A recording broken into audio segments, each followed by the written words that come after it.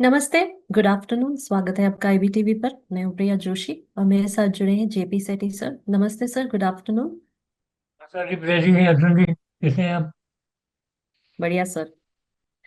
Sir आज बाजार भी बढ़िया था। देखते हैं मार्केट के बारे में। सुबह आज देखें तो मार्केट काफी ऊपर था और हमने सेंसेक्स को 800 पॉइंट ऊपर जाते हुए देखा था। इस वक्त कुछ अलग है रीडिंग्स। सेंसेक्स इस वक्त 214 पॉइंट्स ऊपर है एट 82,124 और निफ्टी 77 पॉइंट्स ऊपर है 25,235। एक्टिव स्टॉक्स है this hour Eternal, HDFC Bank, ICICI Bank, Reliance and SBI. Top five gainers Doctor Reddy's Lab, Bharat Elect, Adani Enterprise, TMPV and Tata Steel. Top losers Eternal, SBI Life Insurance, Titan Company, Max Health Care and ICICI Bank. तो इस वक्त अगर देखें तो Sensex में हमने गिरावट देखी है compare to the morning. 750 points नीचे है। और इसके रीजंस ये है कि हमने प्रॉफिट बुकिंग देखी है बाजार में, एफआईआई सेलिंग है, रुपीज रेंज बाउंड, और इंडिया विक्स जो वॉलेटिलिटी इंडिकेटर है ये 4% ऊपर हो गया है after initially falling on January 22। तो मार्केट में स्ट्रेस लेवल जो है वो काफी ज्यादा है। सेक्टोरल फ्रंट देखें तो एक्सेप्ट रियल्टी टेलीकॉम, सारे इंडाइसेस जो है वो ग्रीन में है। बीएसई मिड कैप और स्मॉल कैप इंडाइसेस जो है ये 0.5% ऊपर है। इसके अलावा और देखें तो इटर्नल लिमिटेड जो है इसके शेयर्स 6% ऊपर नजर आए हैं today in early trade on Thursday to ₹301.65। और इसका कारण है कि उनके जो दिसंबर क्वार्टर के रिजल्ट्स है वो काफी अच्छे आए हैं। तो investors have reacted positively to improving profitability. इसके अलावा डॉक्टर रेड्डीज लेबोरेटरी है, उसमें भी हमने एक सर्ज देखा है by 4% in early trade this morning. और उन्होंने भी better than expected Q3 reports दिए हैं, तो इसके कारण well they prompted brokerages to turn more constructive on the stock.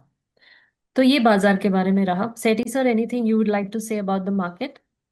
ये आपने सही बताया, बाजार की स्थिति जो है इस समय उतार जी। चढ़ाव दोनों है, वोलेटिलिटी ज़्यादा है। हम्म। और लोग जी। लोग संभल के खेल रहे हैं। खाली हम्म। सोने चांदी के शेयर चल रहे थे 2-3 दिनों तक। हम्म। सुबह जी। वॉच करके लोग जा रहे हैं। हम्म। तो बड़ा अ, केयरफुलनेस का समय है। जी बिल्कुल। और जैसे हम देख रहे हैं कि Q3 के रिपोर्ट्स आ रहे हैं, तो इंडिगो और अदानी ग्रीन जो है उनके रिपोर्ट्स, Q3 रिपोर्ट्स आज रिलीज होंगे। अ, तो this was about the market. अब आज बात करते हैं रुपी डिप्रिसिएशन के बारे में। हम देख रहे हैं कि रुपी में लगातार गिरावट आ रही है। तो आज इस बात को थोड़ा एनालाइज करते हैं। रुपी डिप्रिसिएशन जो है ये काफी बढ़ गया है 2026 में। और एफआईआई के आउटफ्लोज हम लगातार देख रहे हैं। और करेंसी जो है वो रिकॉर्ड लो पे है एट 91.7 अगेंस्ट यूएस डॉलर। तो एफ आई आईज जो है they have sold over 22,000 crore rupees in equity this month. FMCG, financials, IT sectors में ज्यादा हमने सेलिंग देखा है। अम, तो प्राइमरी फैक्टर्स क्या है इसको देखते हैं हम। ट्रेड एग्रीमेंट्स जो है उसमें हम डीले देख रहे हैं, जो कि ट्रेड टैरिफ जो है यूएस के साथ। एफआईआई आउटफ्लोज जो है इसका मेन रीजन ये भी है कि यूएस यील्ड्स जो है ये हाई है, तो प्रेशर बढ़ गया है। with UBS forecasting further weakening to 94 rupees against dollar by the year end। और देखते हैं कि आरबीआई इंटरवेंशन क्या है इस मैटर में। तो कौन से सेक्टर्स हैं एंड स्पेसिफिक स्टॉक्स हैं जिन्होंने हेवीएस्ट एफआईआई सेलिंग देखी है अर्ली 2026 में। और एफएमसीजी आउटफ्लोज जो है ये क्यों ₹6,128 करोड़ तक आ गए हैं। एफएमसीजी है, इन्होंने मैक्सिमम सेलिंग देखा है क्योंकि there have been elevated valuations. और फाइनेंशियल सर्विसेज और आईटी जो है ये भी इसका एक कारण है। Examples include profit taking in banking stocks post 2025 gains। FII outflows जो है इसका क्या कारण है टुवर्ड्स रुपी वॉलेटिलिटी, और आरबीआई का क्या मेजर है इसमें, खास करके शॉर्ट टर्म में क्या कर रहे हैं। नेट सेल्स जो है of ₹22,420 crore have fuelled depreciation. लेकिन आरबीआई का इंटरवेंशन है एट की लेवल्स लाइक 92। ये हमें this could cap the pace. और स्ट्रेटजिस्ट ये एंटिसिपेट करते हैं कि this can control the weakening of rupee. तो ये जो FII सेलिंग्स हम देख रहे हैं इन IT एंड फाइनेंशियल्स, अगर ये जारी रहते हैं तो क्या रुपी वीकनेस हम और भी ज्यादा देख पाएंगे इन 2026?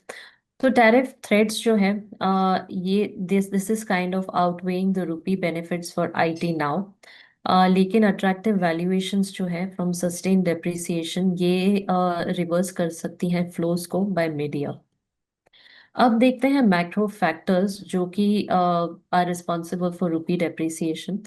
तो पहले हम देखते हैं global macro factors. External shocks जो है, this is a reason of volatility. Impact of US tariffs, which is up to 50% on steel and aluminium. तो इंडिया यूएस का ट्रेड डील जो है इस पे काफी असर हुआ है। US डॉलर जो है ये भी स्ट्रांग हो गया है from high treasury yields. Federal reserve से कट्स भी स्लो हो गए हैं इंटरेस्ट रेट के, और हम देख रहे हैं कि safe haven assets gold silver, ये भी हम देख रहे हैं कि डिमांड बढ़ रही है in the midst of geopolitical risk. Crude oil prices जो है वो भी थोड़े बढ़ते हुए नजर आ रहे हैं due to tensions in Venezuela Iran. तो इसके कारण इंडिया का इंपोर्ट बिल है वो बढ़ सकता है। अब हम डोमेस्टिक मैक्रो फैक्टर्स देखते हैं। तो इंटरनली क्या कारण है कि रुपी डिप्रिशिएट हो रहा है? तो हम लगातार FII आउटफ्लोज देख रहे हैं जो कि $16.5 बिलियन रहा है और उससे भी ज्यादा 2025 में, और 2026 में भी ये जारी है। And this is from equity and debt amid high valuations in China rotation. बढ़ता हुआ ट्रेड डेफिसिट जो है, जो कि एज ऑफ अक्टूबर था $41.7 बिलियन, फ्रॉम सर्जिंग इम्पोर्ट्स जैसे कि गोल्ड है, इलेक्ट्रॉनिक्स है, और एक्सपोर्ट्स जो है वो हम गिरता हुआ देख रहे हैं। इकोनॉमिक इंडिकेटर्स भी वीक है जैसे कि स्लोइंग मैन्युफैक्चरिंग PMI, लो इन्फ्लेशन, अनइवन कैपिटल फ्लोज। तो इसके कारण इन्वेस्टर कॉन्फिडेंस पर असर हुआ है। ट्रेड डेफिसिट जो है, इसकी वजह से कहाँ पे असर हुआ है रुपी पे?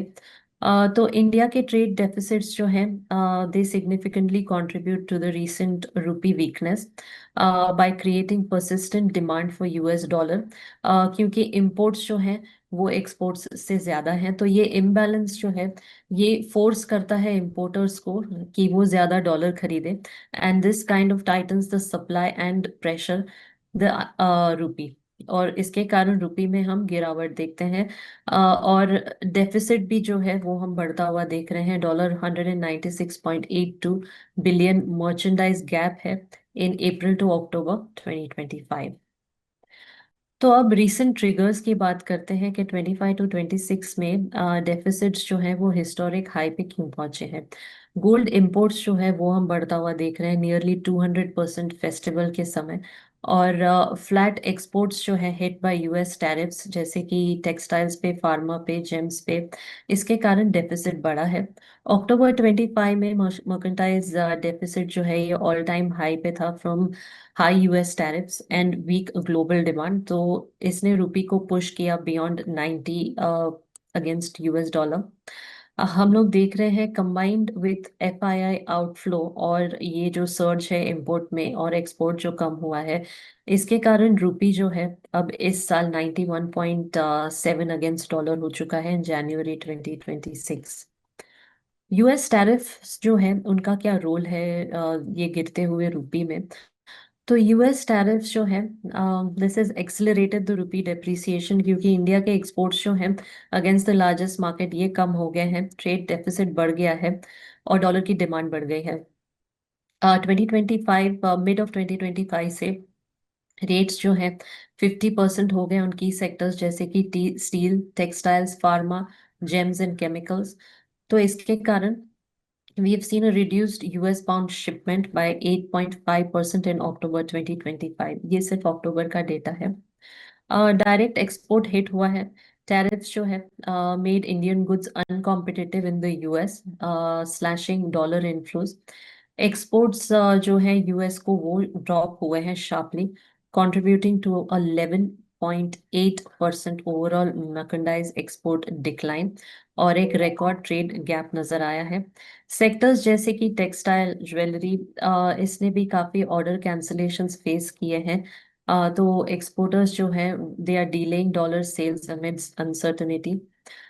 तो रुपी हमने इसके कारण देखा था कि सितंबर में 88 पहुंच गया था against dollar, 90 rupees against dollar by December, और अब हम देख रहे हैं 95.7 इन जनवरी 2026। तो ये हमने रुपी के में गिरावट क्यों आ रही है इसके बारे में बात की है।